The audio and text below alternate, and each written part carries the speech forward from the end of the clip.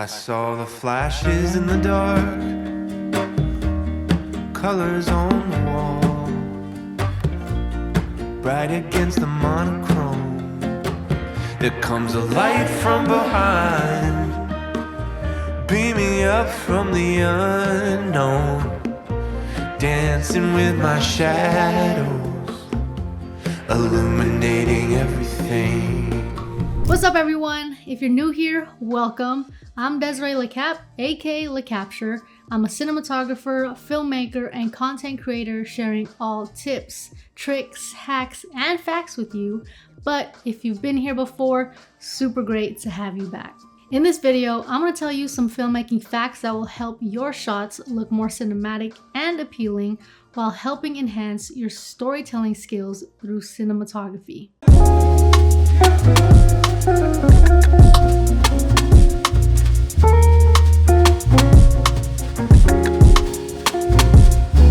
So starting with only the basic top 3 shot types. There are many ways in which you can frame your subject, from seeing their entire body to only their eyes. Generally speaking, let's break this down into 3 main sizes. You have your wide shot, medium shot, and close-up. Long shots, also commonly called wide shots, show the subject from a distance, emphasizing place and location, while close shots reveal details of the subject and highlight emotions of a character. Medium shots fall somewhere in between, putting emphasis on the subject while still showing some of the surrounding environment. Those are the 3 shots I prioritize when I film anything. It doesn't really matter what it is. Like, I could be shooting a music video, events, documentaries, narratives, and especially while filming alone, because those 3 shot sizes can help you tell your overall story. There are plenty of other shot sizes, but I just wanted to tell you those main 3. I actually just had my directorial debut back in March, and it was a lot of pre-planning leading up to it. Thank you, Milanote, for sponsoring this video, because if it wasn't for you, I wouldn't have been able to be just as successful during production if it weren't for pre-production. Milanote is an online canvas designed to help you plan, brainstorm, and collaborate ideas. So the one I'm talking about is my short film, Cracked Fortunes. If I go into this, which is a board, on the left side, you have so many tools. You have your note, link, to-do, line, board, column, comment, table. But what I primarily use is the columns. These sections right here are all columns. Within those columns, I have my boards, which I could go into to double click. I like to do this because it organizes things by categories, and it really helps my team and I stay organized. I have my column production, location, maps, /photos, storyboard. So within here, I have more boards split up into my scenes because I don't want it to be like huge. So within here, I have my server scene, which is a oneer, and then my storyboard as to how it could potentially look like. So what I really like about this is, say I drag a board into here. I love this feature because what it does is it organizes it. So I'm gonna drag it, I'm gonna drop it, and it already aligns it in such a symmetric way. It's very organized. It really helps also with color coordination and just being able to change the color tabs. That way, say if it's red and I let my team know, hey, red is what's really important to look over, which is the location map, the storyboard. A great tool within this is being able to collaborate and share the work in real time with other people. So for Cracked Fortunes, my DP, producer, set designer, and basically all the department heads were able to view the vision all in one place, and they were able to make comments and add their own visual ideas and tag me for confirmation. So right here, my DP and I were able to have conversations about, okay, let's triple check gear list. Another example for that is within the storyboard, and just making sure that he was understanding what I was trying to put together, visually saw in my head, right? Like, I tagged him here and I was like, hey, here are some examples. So then I'll go, producer, can you review all this and make sure that you have everything logistically for the call sheet. I love that feature. So I'm not just saying this, but I use this for everything, and you can too. Just to have all your inspiration in one place is really convenient, right? It makes starting new projects easy with, let me show y'all, over 100 built-in templates available for every type of creative project. Like, look, choose a template, right? Empty board, you got pre-production plan, character profile, beat sheet. You click more templates and there's so much. Whether you're a filmmaker, a content creator, writer, whatever it is, it really is designed to help you organize your creative ideas and everything you're thinking up here and being able to see it right in front of you. Look, y'all, Milanote is available for free with no time limit, so sign up with a free Milanote account using the link in the description below.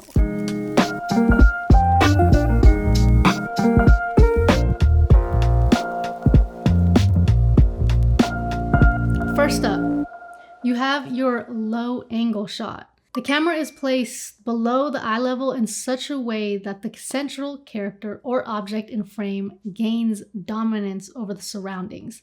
So these kinds of shots are widely used by filmmakers to introduce their protagonists or antagonists. And when filming your own videos, you can use this angle to add a larger than life element to your scenes. Low angle. So you can use ground level shots to make your character introductions more aesthetic. For instance, by showing them walking into the space without even revealing their face. Ha, that rhymed.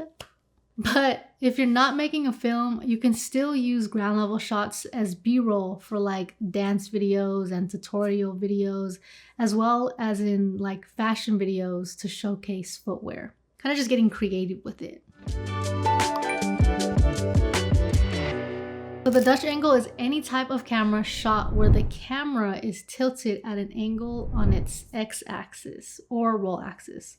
So from a point of view perspective, it's best to think of Dutch angle shots to like tilting your head to one side. The end result of a Dutch angle shot is meant to disorient the viewer, right? Like as the horizon line of the shot will not be parallel with the bottom of the camera frame. And the vertical lines will not line up with the sides of the frame either. So this causes the offness, which you'll notice in these shots, particularly when the angle is more pronounced. So if you didn't know that, start to see that in like movies and realize how you feel or how that specific angle makes you feel.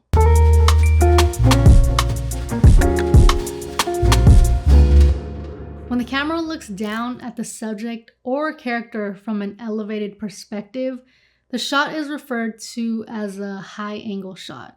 So a high angle shot is a classic establishing shot. So when you want to give your audience the feeling that they are in control and that the subject is disempowered, shoot from higher up. It will make your subject appear smaller than they really are. This next one requires a drone because it is called the bird's eye. It's what it sounds like. It's definitely the bird's perspective. So aerial footage can be used as establishing shots, but it can also be quite abstract and kind of disorienting. So you need to think carefully about how best to use it sometimes. When you shoot from high above, it makes everything moving at ground level seem a bit slower. This could be a great moment or a chance to give your audience a moment of pause, but maybe not so good for a frantic high-speed chase. So overhead shots come somewhere between the bird's eye view and high angle shots. You will look down directly onto your subject, but be slightly closer than a bird's eye view. So the most common implication of the overhead shot is to showcase a character against their surroundings, like giving clear sight of what's going on or what's about to happen, but are important in storytelling situations as well. So this one is used a ton in vlogging. It is a POV shot. So it's one where the camera acts as the eyes of a character and the audience sees what they see. They have become super popular with vloggers and like internet content creators as they are not only easy to film, but they can kind of give the viewer an insight into how you see their world. If you are a little too hesitant about trying too many different angles or being too extravagant, shooting B-roll is always the perfect opportunity to experiment with your camera angles because there is no pressure and you're just going out to film anything and everything, and that is your opportunity to learn what works, what you like, what you dislike, and all that stuff. I like to overshoot, but you might not use what you shot, but then again, you might, and then when you're editing it, something might magically be put together without you even expecting it. That's the best. Those are the best, really. The more you go out and film B-roll or try it out and apply these angles, the more you will definitely get a feel for what different camera angles bring to your filmmaking and storytelling. All right, y'all, I hope you take what you learned here and go out to create your own great content and continue growing as a filmmaker. If you aren't yet, please subscribe for more because I'm coming in hot with a lot more content. Stay connected through all my social medias linked in the description below. Like this video, comment, and make sure you turn on them post notifications to get notified every time I post a video, because I swear, coming in with some heat here, y'all, and I'm not even kidding. You don't want to miss out. So yeah, anyways, I appreciate y'all, and I'll be sure to see you at the next video. Peace.